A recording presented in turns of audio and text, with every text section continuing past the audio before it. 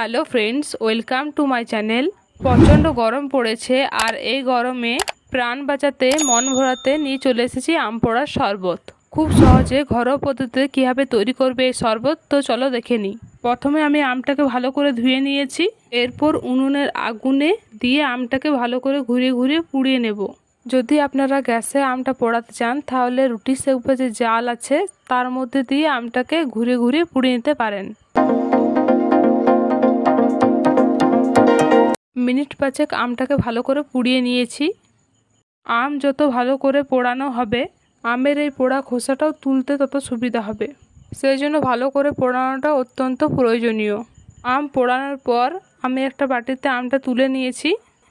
আমটাকে ঠান্ডা হওয়ার পর আমের পোড়া খোসাগুলো আমি আস্তে আস্তে তুলে নিয়েছি। আমটা খুব সুন্দর পোড়ানো হয়েছে বলে আমের খোসাগুলো তুলতে কোনো সমস্যা হয়নি।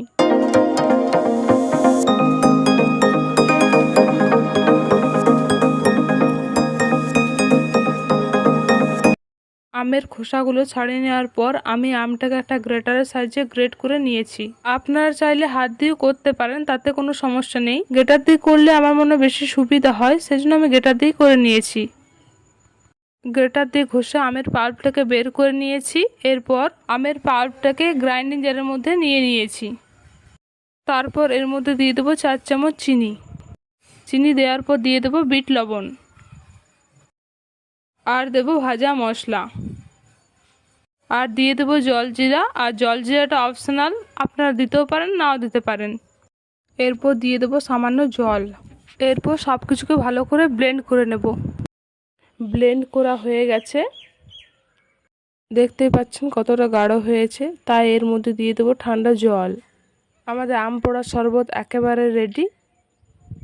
গার্নিশিংয়ের জন্য প্রথমে আমি এখানে একটা প্লেট নিয়েছি আর দিয়ে দিচ্ছি বিট লবণ আর দিয়ে দেবো লঙ্কার গুঁড়ো।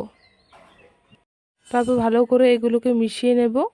মেশানো হয়ে গেছে। গার্নিশিংয়ের জন্য এখানে আমি একটা গ্লাস নিয়ে নিয়েছিলাম আর নিয়েছিলাম অর্ধেকটা পাতি লেবু। পাতি লেবুটাকে ভালো করে গ্লাসের উপরে মাখিয়ে নিয়েছিলাম।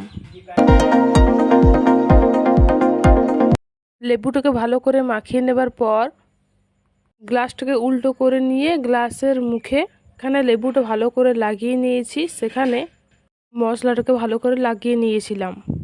এইভাবে লাগিয়ে নিলে দেখতে সুন্দর লাগে। গ্লাসটা তৈরি হয়ে গেছে পুরো প্রফেশনালি ভাবে। এরপর এর মধ্যে দিয়ে দিয়েছিলাম আইস কিউব আর এর মধ্যে দিয়ে দিয়েছিলাম আম পোড়ার শরবতটা। ওপর থেকে দিয়ে দিয়েছিলাম একটা পুদিনা পাতা। আমাদের তৈরি হয়ে গেল আম পোড়ার শরবত। আজকের এই রেসিপিটা কেমন লেগেছে অবশ্যই কমেন্ট করে জানাবেন। যদি ভিডিওটা ভালো লাগে তাহলে একটা লাইক করবেন, চ্যানেলটা সাবস্ক্রাইব করে পাশে থাকা বেল আইকনটা প্রেস করে দেবেন।